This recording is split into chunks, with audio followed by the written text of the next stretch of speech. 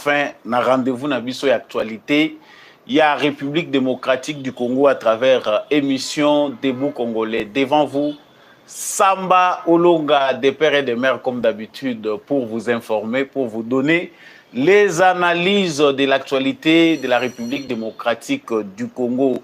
Soki obetili baku malamu ya kozala na etando ya GCAM télévision na tombeli oboye malamu. Laikaka déjà, partagez live oyo na ba voisin, kabola yango déjà na ba groupe na bino WhatsApp, partagez les lives, likez et abonnez en direct comme d'habitude. Veillez, partagez les lives, abonnez-vous. Vous êtes en direct de GCAM télévision. Justice Yanzambe et Ratakate, justice Yanzambe motomoko te aishapaka na contrôle nango wana nde kota kabiso na émission na biso boyebi malamu que justice Yanzambe ezalaka. Les habitués de cette émission adorent introduction oyo justice Yanzambe po yango pendande esalaka que biso nyonso to se recadrer soki osalaka mabe na nkuku tope osala kango na mpoasa yeba yango que justice ya Nzambe ezalaka liboso ya Nzambe yanki azalaka te liboso ya Nzambe yuma pe azalaka te mais muto nyonso afutaka ba acte na ye. Si vous êtes déjà en direct il y a émission où vous êtes en direct il y a GCAM télévision, je vous prie de partager les lives, de liker et de vous abonner si nécessaire. Kabola live oyo na ba groupe WhatsApp na bino sala lokola ngai kabola yango penza malamu na ba groupe WhatsApp parce que l'actualité est en direct sur GCAM télévision. Abonnez-vous, likez, partagez les lives, partagez, likez. N'oubliez pas de vous abonner. Là, je suis en direct comme d'habitude. Sala peut partager lokola nga et sala kapenda malamu. À la une de notre actualité, l'avenir incertain de M23, nous allons en parler dans cette émission. Est-ce que pouvons-nous déjà chanter la victoire? Paul Kagame, Azali, prêt à retirer les militaires naïe, ça s'affirme davantage. Les militaires, il y a M23, topé, les militaires, il y a armée rwandaise. Il faut se retirer dans le sol congolais, ça se confirme. Du côté de M23, l'avenir paraît de plus en plus incertain. Est-ce que nous pouvons déjà nous rassurer que les militaires rwandais vont aller pour du bon du sol congolais ou c'est encore un piège stratégique des Rwandais qui vont encore faire marche arrière comme d'habitude? Dans cette émission, vous aurez les réponses à toutes ces questions. Dans cette émission, Tokolobe la paix, l'Ikambwaba nouvelle acquisition et armée congolaise, il s'agit bel et bien d'un système radar multifonction de la société indienne Bharat Electronic Limited. Wana ezali acquisition, nouvelle acquisition et armée congolaise. Donc, d'un système de défense anti-aérien, made in India. Tokolobe lango na kati émission Oyo. Tokolobe la paix na kati émission na biso l'accord de coopération militaire signé entre la République démocratique du Congo et la Chine. Dans cette émission, Samba Olonga en parle avec la Chine. C'est vrai. Est-ce qu'aujourd'hui, sur le plan militaire, ce qui Congo, Amérique, la Penda, Tokoki, Kozo Assurance, Toko le Belango, Pelisusu, Nakati, il y a émission Nabino. Et nous parlerons dans cette émission de l'interpellation de Madame Paulette Kimuntu depuis le jeudi 5 septembre par la DGM à l'aéroport de Ndjili et devait se rendre à Kindu. Paulette Kimuntu a été interdite de voyager. Elle devait se présenter au parquet près le tribunal de Kinshasa à Sosa. Qu'est-ce qu'elle a fait? En tout cas, les Congolais Oyo Bazali ko craindre pour Madame Paulette Kimuntu. Mais nini pende ko sala ke a se retrouver na maboko ya justice congolaise. Il y a à boire et à manger, batumususu pe basi balemba ye koyoka makambo ebimaka na munoko na ye mais ngai sambolonga na pesi bino pe page na kati émission oyo po tolobela likambo na ye parce que tomoni pe quelques mamans ya presse congolaise bazali kosenga ete tikaye en tout cas reconsidérer décision na bango parce que baza komona que l'arrestation ezali kosalema de manière arbitraire. Et avant de nous quitter, le ministre de la Justice a ordonné l'arrestation du directeur de la prison de Makala, des agents de la SNEL.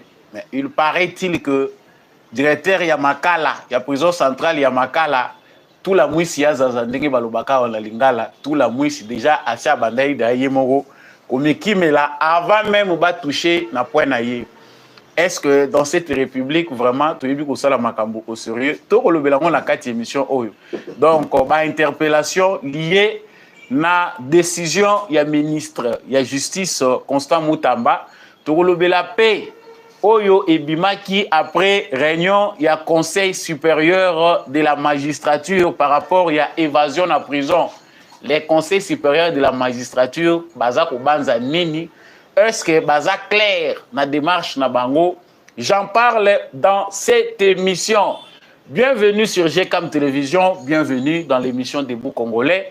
Soko za déjà en direct na tombelio boye malamu penda na monoko mboka esalaka mwa kitoko. Merci na bandeko déjà boza ko rejoindre biso na plateforme Oyo ezali vraiment malamu. Bonsoir, bonjour. Partagez les lives kabola yango na ba groupe WhatsApp na yo. Kobo sana ko like te parce que like peut ça force vraiment na ba vidéo Oyo tout ça la rapona bino. Likez, partagez. C'est les gestes les plus simples, les plus faciles à faire. Soutien au Bogo qu'on apporter, c'est facile, les c'est de liker et partager la vidéo pour qu'elle soit de plus en plus visible. Nazongi na actualité na biso comme je venais d'en parler au sommaire. Na uti kolobawa na sommaire il y a émission na biso que République démocratique du Congo et outil kozwa ba nouvelle acquisition. Ba nouvelle acquisition ya armée na biso ezali ko pousser biso to réfléchir. Les gens n'aiment pas qu'on en parle parce que surtout ko lobelango d'émission oyoka o bino bozalaka kaka monokopolele pona ko lobana ba secret d'état, vous parlez de tout ezana makambo mususu ba bombaka. Nous ne sommes pas les premiers, je ne suis pas les premiers. Biso tozana secrété na mboka na biso. En République démocratique du Congo, soko yoki biso Samba Olonga ou les autres communicateurs, balobeli acquisition ya FARDC, yeba yango que les Français et les Américains, leurs médias, déjà basi balansaki yango. Donc makamunazo ko loboyo, pour ceux qui savent faire les recherches comme nous, bayebi ke eza vrai, déjà ici est Tambolaki. L'armée congolaise vient d'acquérir un système radar multifonction Akash NG MFR de la société indienne Bharat Électronique. Société wana ya India nde etekeli République démocratique du Congo. Système wana ya défense anti-aérien. Soki totali na barmée nyonso puissante en Afrique toza komona que de plus en plus, chaque jour qui passe, l'armée ezali na tendance à se moderniser, bazali na kati ya koluka ndenge nini ko acquérir système ya défense anti-aérien. En Afrique, biso nde toza na retard. Mais na ba pays oyo déjà basi bakotaki ba pays émergents, le pays développé, il est important pour tous les points stratégiques d'avoir ces systèmes-là de défense anti-aérien permettant que armer et défendre zone moko aérienne. Tout le monde qui pour un peu plus d'illustration ce qui s'est passé avec Israël. Tango Iran zako betaye ba missile. Tout le monde que mécanisme wana de défense anti-aérien, il y a 3 pays et contribué qui pour empêcher que les missiles qui étaient lancés vers Israël et atteindre ba cible et causer ba perte ba dégâts pété na Israël. Et chose faite, et réellement, ils ont vraiment défendu avec efficacité territoire et Israël. Pour Nangambo na biso République démocratique du Congo, c'était fort probable. Parce que biso soto bandai komitu na kaka, ça a pris un temps, toloba, près d'une année ou une année, si je me trompe, oyo, M23, l'armée rwandaise ne faisait que bombarder les populations civiles, c'est-à-dire ceux qui va cibler zone moko civile habitée, bah yebi que bazan a besoin de la localité wana, ils vont commencer par terroriser ces coins-là, bah lancer bah missiles, bah disperser, bah tout créer trouble et puis qu'on y a occupé ici kawana pendant que la population est en débandade, l'armée ne sait pas se défendre. Nangambu ya ba Rwandais bazalaka très expéditif. Bato bayebi mwa lisolo mukendenge bandaki ya watangu mwa ngana benga kango mwa ta ya gloire ya armée na biso tango to mikaki penda ba Rwandais mwa perte kotaki na ngambu na bango, c'est lors de l'acquisition de nos drones tango basuko yezalaki tout le temps ko matalikolo RDC na stratégie na ya défensive bandaki kozela kaka ba Rwandais bakoti ba s'installer pour Sukhoi et ko la musabango ba se retrouver baza déjà na ngambu akuna ndenge ezalaka soko okepelo la soki pe okelifelo toyebite ndenge nini lekaka de l'autre côté. Et à l'ère des drones, les CH4 ezalaki la même chose. Les drones congolais, les drones achetés achetés chez les Chinois ont fait beaucoup de mal dans l'armée rwandaise. Et tant que Kagame Monika Ageno oyo soki na landika ka boye nazotindika ba militaire na makasi bakosila, il a tout fait pour acquérir les systèmes de défense anti-aérien automonaki ya mituka parce qu'ils ont capacité par capacité. Mususu ekoki ko protéger toute une zone. Mais na mususu ezali kaka pour un périmètre bien défini.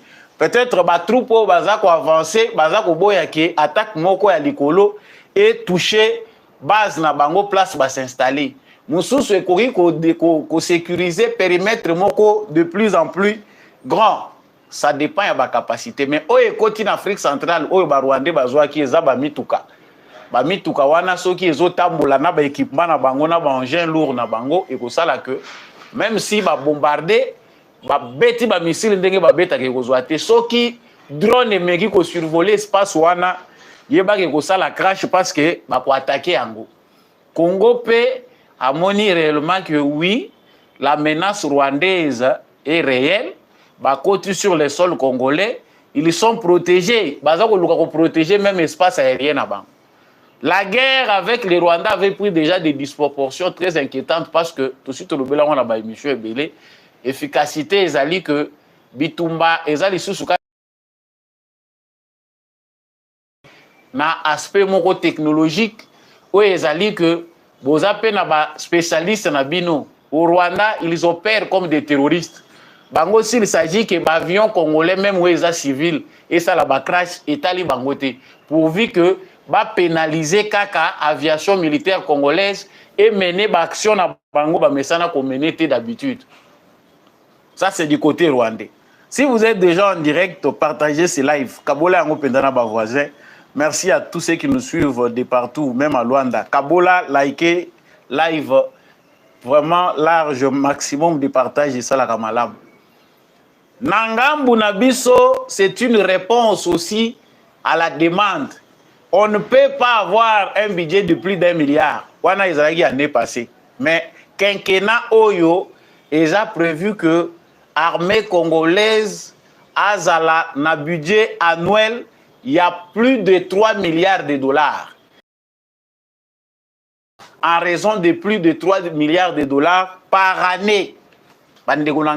Quelque part, pour ceux qui ne voient pas que cette guerre nous fait perdre le moyen, je trouve ici l'occasion de expliquer aux Congolais handicap et la gouvernance à Tshisekedi des Ali Makasi sur le plan sécuritaire.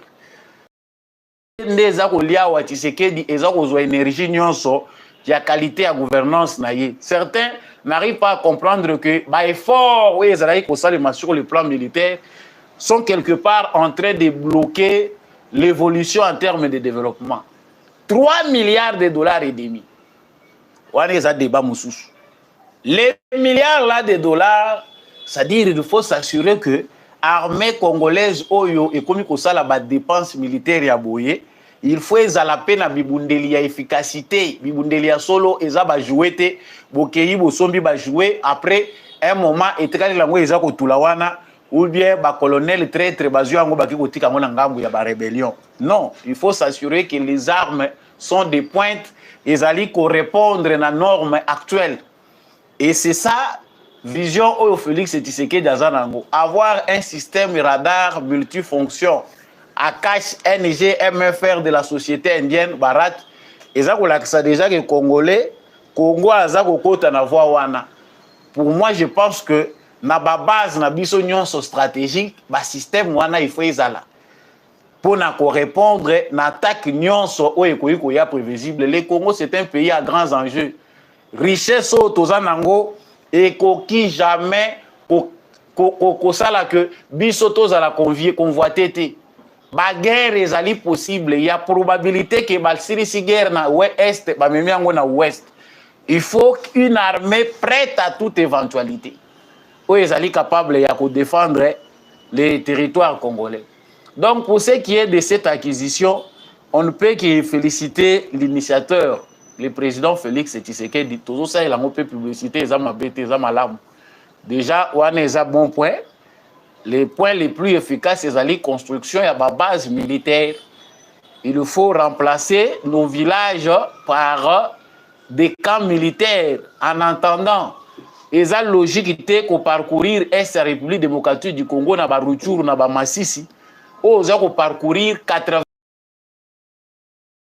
policiers au moni militaire. Les Rwandais savent qu'ils viennent dans un endroit où il y a des difficultés pour sécuriser la population.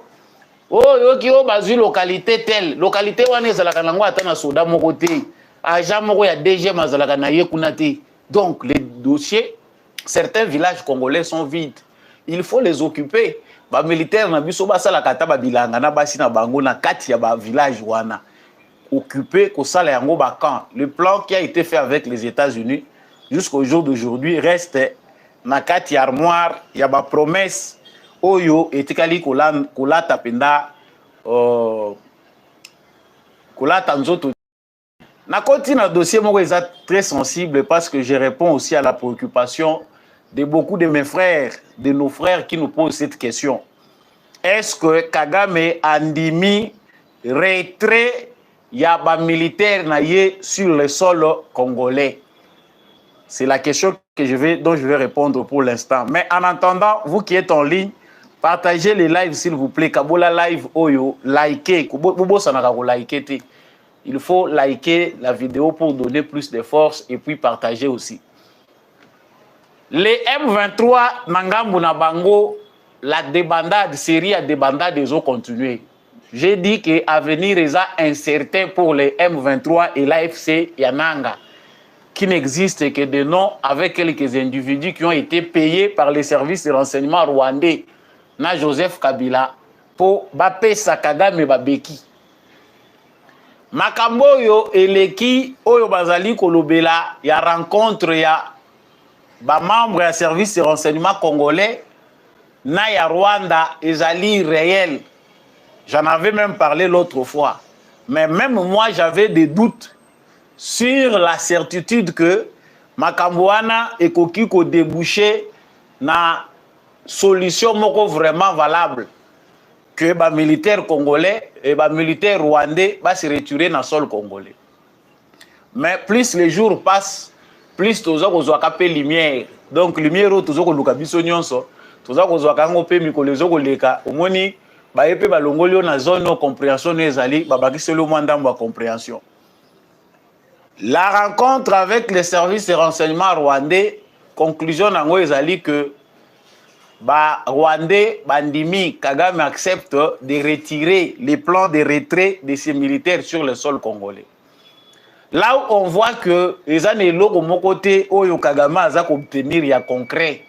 Na makambo aza koloba ya FDLR, eza que on a cité que 5 noms de certains anciens généraux et colonels. Oyo Kagame azalaki kobanga. Ce sont de vieux papas. Neutralisation, il y a FDLR sur papier et Zali Koka Moussabatou Nyonso. De quoi s'agit-il? En tout cas, s'il s'agit de 5-6 personnes telles que mentionnées par les services rwandais, c'est-à-dire ça ne va pas. Mais qu'est-ce qui s'est passé en réalité? C'est-à-dire que Kagame est sous pression, comme d'habitude. ba pression oyo basali à travers processus ya Luanda et sali que Kagame doit accepter ses plans oyo ba proposer ça dernier sauvetage. Le plan consiste en quoi? Ba yebisie yo kanana président congolais retirer ba militaire na yo. Soki makamozo réclamer za yangwana. Ce sont qui il a reçu la dernière fois les coups de fil ya ba démocrate bato bayaki ba démocrate américain bayaki ni na pouvoir. Ce sont eux qui lui ont dit que voix wana ezali voix dernière chance s'il ne veut pas être humilié. La raison pour laquelle Kagame a osé ton kocha makelele na discours na investiture au non c'est le Congo ezalaki parce qu'il sait que avec le temps il est déjà habitué avec ces démocrates là va finir par couper sa état mikolo na ye poussana. Mais au moment où nous parlons, ils sont habitués à donner des injonctions. La petite certitude que nous avons, Ezali, qu'ils ont accepté que ceux qui va ministre des Affaires étrangères, Bakoutani, c'est le timing où va pessier pour retirer les militaires. Si ceux qui viennent au qui n'angambo M23, au moni babandi ko tombola mingongo bazolela. Au biso toyebi Kagame te. Tu sais qu'il doit négocier avec moi. En tout cas, eza thermomètre ya vérité yangwana. Na momo toza ko loba, ba mususu baza ko mwangana. Selon ce qui s'est dit là est vrai, à considérer, mais avec beaucoup de prudence pour les pouvoirs à Kinshasa. Ce qui va se retrouver à Brazzaville.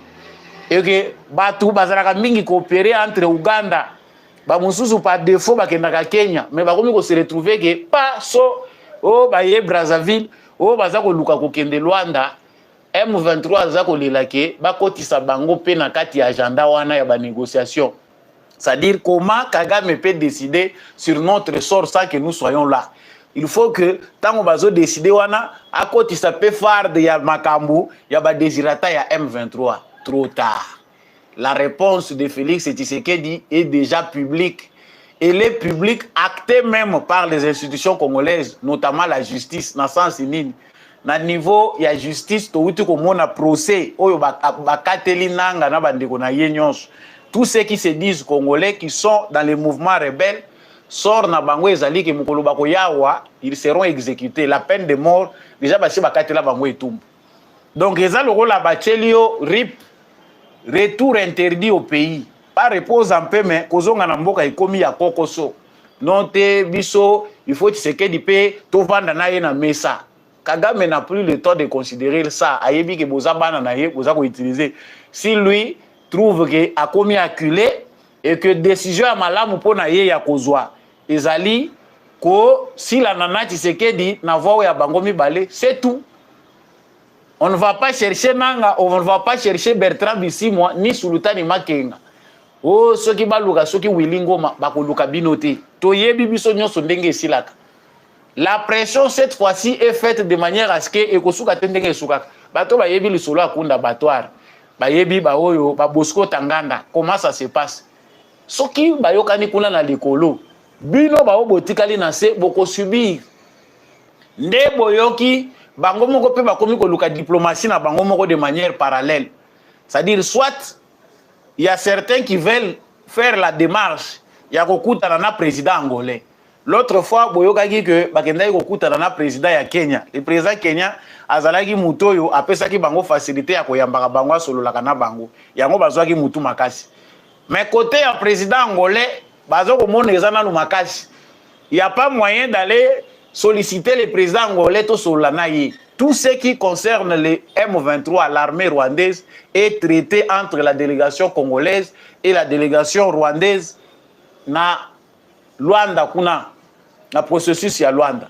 Ce que bino bokomi ko luka ba musu bazo se retrouver ba kende pas sasu. Yango ba yebisi président Félix Tshisekedi, il faut que les services de renseignement veillent. Ce qui est politique encerclement, OK, c'est que ba na ba avion de chasse na Brazzaville, to ba na ba char de combat na Angola. Bon, moi, je ne suis pas beaucoup plus pour cette thèse-là qui est basée sur la politique encerclement pour que vous écoutez dans la RDC. Parce qu'au moins, Félix Tshisekedi est averti.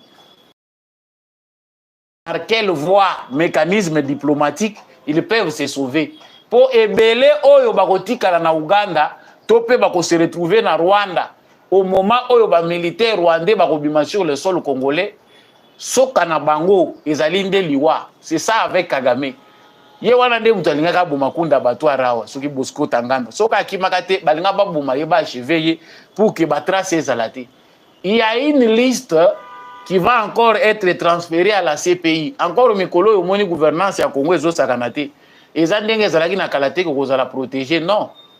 Tango kaka ba militaire rwandais ba congolais oyo baza na kati ya aventure ya M23 ba comprendre que toza na 96 te.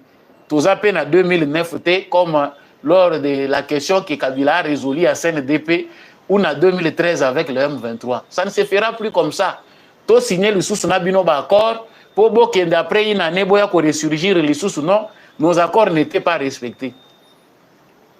Et lorsque ça ko sala que to pe sa confiance là c'est que dans tant que na biso c'est sa fermeté na question oyo.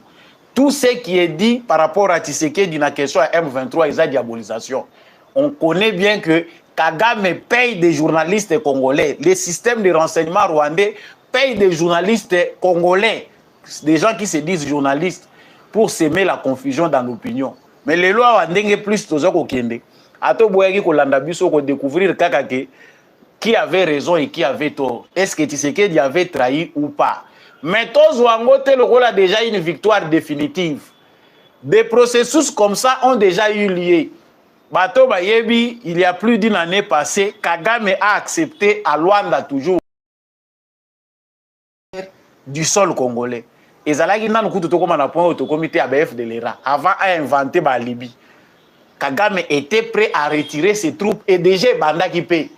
Mais quand en espace il y a une semaine, Makambwe Baluka et Baluka a pas battu, la trahison venait des États-Unis. Pendant que Kagame se débattait parce que l'injonction est Zalagi Makasi. Et là, Kagame a renforcé les sous ma position. En tout cas, moi, ce que je peux vous dire, vous qui posez des questions, c'est que Baoyo Bazara Makasa Kosambela, restez toujours à genoux comme vous l'êtes, priez pour les pays. Trajectoire où ils ont Makasi, virage où ils ont compliqué. Mais la victoire, elle est proprement congolaise. Ceux qui sont censés travailler pour la sécurité, ils ont un moment. Il y a qu'à se préparer. Toyoki que non, notre armée est en train de prendre position. Pour ça, on a déjà traité. Faites-les vraiment en réalité. Préparez-vous en conséquence. Le gouvernement congolais prend la communauté internationale et nationale à témoin suite à des bombardements et les M23. Non, Kagame pe nangamu na ya yebi que nangamu na biso bazo bongama. Soki to bongami te wana eza faute na biso. Na koti pe na dossier o ezali important awa, toujours lié à vos questions. Et moi là, je tente de vous donner des réponses. Ils ont un accord moko signé entre la coopération militaire entre Chine et RDC où tu as signé. Tout le belaki ango Mexico est commis faisable. Les revirements de Félix Tshisekedi qui a compris que ce qui a lundi Occident tina suka mandat oyo, en tout cas concrètement parlant en termes d'avancée dans le développement, les Occidentaux sont là pour inventer des problèmes et faire semblant d'être des sapeurs-pompiers ou bien bateau bazako censé aider le président africain pour résoudre rien. En RDC sont inventés, créés par les Occidentaux. Et puis, la solution, bango bazo sala que bango des bactéries à bonne foi, balingi baluki la binokimi. RDC a signé accord de coopération militaire na Chine. Bato bayebi ba chinois baza koyebi sanga. Balobi non. Contentons-nous beaucoup plus na ba chinois l'aspect économique et affaires. Beaucoup plus ndenge nini ba chinois disant na économie. Et que Tshisekedi n'a pas mal fait aujourd'hui d'amplifier, de renforcer les relations économiques entre la Chine et la République démocratique du Congo. C'est le côté le plus sollicité et le plus fort.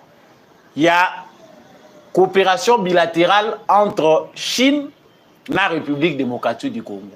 Mais aspect au côté militaire, c'est un peu important pour le Congo, Lelo, Azali Kobunda, na marge et diplomatique ou la force politique, il y a président Naye Félix Tshisekedi, que tout le monde a indépendance vis-à-vis des Occidentaux. Tout ça image ya pays moko ouvert. C'est-à-dire mutu nyonso oyo aza d'accord na biso alingi que Congo ekende liboso, en tout cas mutu wana biso toko traiter na ye. C'est ce que Tshisekedi fait. Mais est-ce que na stade auto côté armé ezali penda mutuya? Mutuya oui, parce que sur le plan militaire, la Chine coopère déjà avec la RDC. Il y a des commandos congolais qui sont formés par des Chinois. Ils ont un contingent, ils ont une unité spéciale, l'armée congolaise, où ils allaient former la coopération déjà entre Chine et la République démocratique du Congo. La RDC, à ça, la Congo, la Chine, a une coopération militaire, na Belgique, Égypte, États-Unis, France, RDC, a une politique, na ya kolingaka, ko tirer expérience, na presque ba pays belé. La question qu'on se pose sur la coopération militaire avec la Chine est que les Chinois ont une logique jusque-là très commerciale, où ils ont un intérêt na bango. Partout où les intérêts vont, ils vont là-bas. Les drones chinois peuvent être vendus au Rwandais encore. Les drones ont besoin de son baguette à Chinois. Tant que tu as Hollande la kuna, koyeba ndengenini ba Rwandais ba réussir ko détruire moko ya ba drone na biso to mibale. On a découvert que le même système et pas les Chinois. Ceux qui ont Rwandais, Chine a ça la bongo.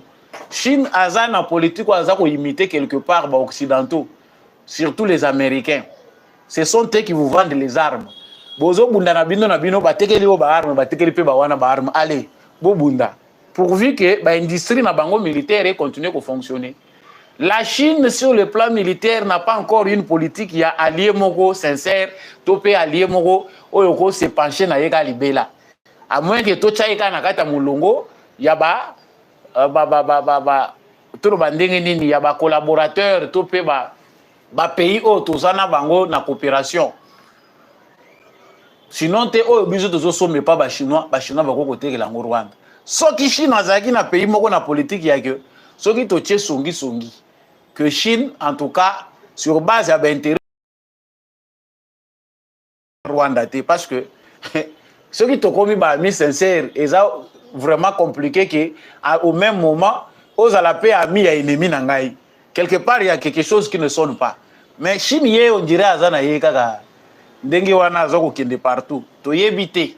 Ceux qui diplomatie à Félix Tshisekedi et koki comme ma chinois.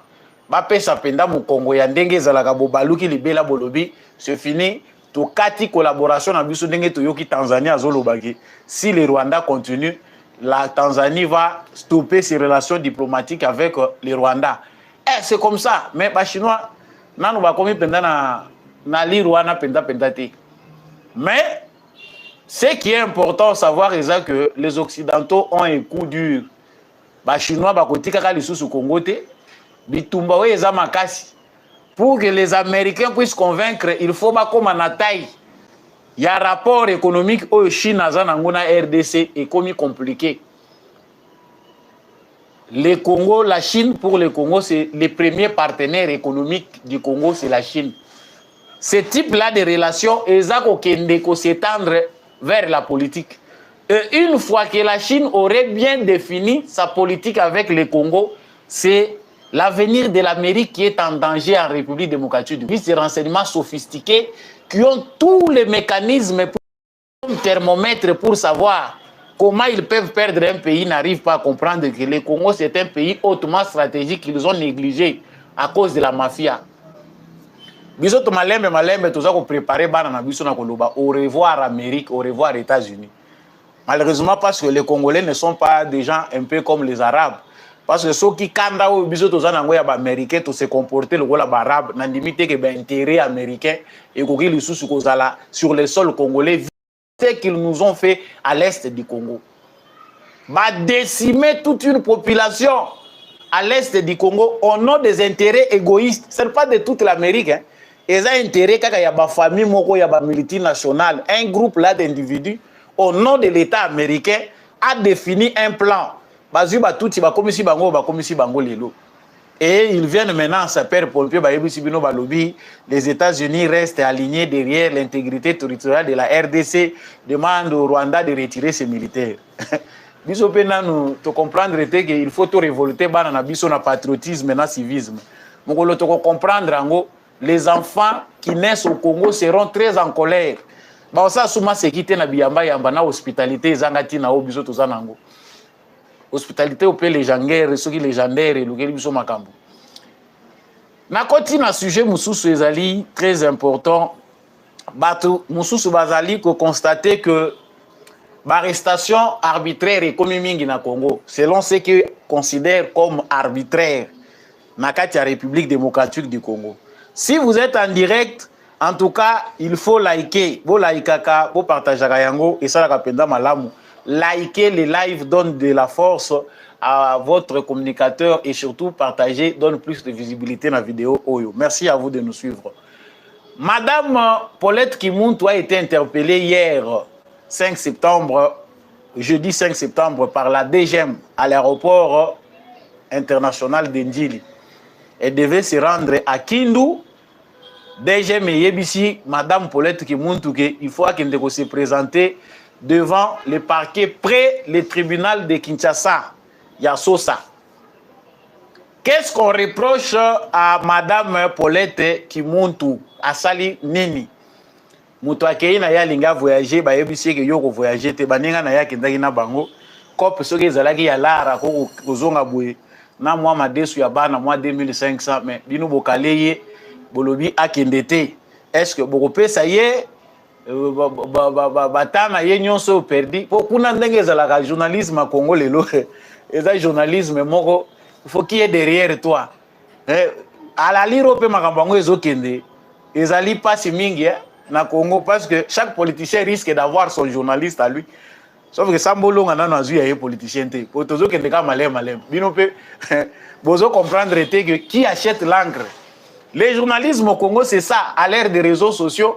Au moins chaque politicien pour se protéger contre les attaques ou tous les diatribes qui peuvent se passer dans ces milieux doit s'acheter quelques jeunes journalistes ou des vieux. Oh, bah, ko aider. Donc, ceux qui ont commis personnalité publique, au luki ba petit moko 5, ba influenceur, ba petit journaliste, ba zalawana pour nous défendre yo. C'est ça aujourd'hui le journalisme à l'ère d'internet ou des réseaux sociaux en République démocratique du Congo. Au moins j'ai un peu illustré. Mais Madame Paulette Kimuntu, ce qui est arrestation, ce qui peut être moins restriction pour que nous répondre, il faut tout yeba pourquoi ils interpellé. Et là, il bosso na lingi to yeba ezali que ils ont un danger moko ezali ko se développer chaque jour sous la barbe de l'autorité publique. Il y a tribalisme, il y a séparatisme. Tant bakani awa cette kikuni, il y a des gens, notamment sa femme, qui disent que en tout cas liberté est en danger parce qu'on arrête des gens juste parce que va s'exprimer, tout peut pêcher opinion na bango. Car rapport muto pêcher opinion na ye, yango bozo kangaye liberté est en danger sous Félix Tshisekedi. Mais total pe na liro makambo eza kokende na espace public, communication des uns et des autres. Il n'y a que la division qui s'attise davantage. Les tribalismes s'aiguisent chaque jour. Avant de développer point Oyo Makasi, nous avons un exemple important. Est-ce que la CESAC, le gouvernement congolais, prend le temps de suivre ma vidéo pour les réseaux sociaux et pétitions sur la liberté, un peu en désordre. Si vous avez la responsabilité en tant que citoyen, vous comprenez que tu peux dire du n'importe quoi, au Panzi, au Bomi. Les lots faillent la cohésion nationale.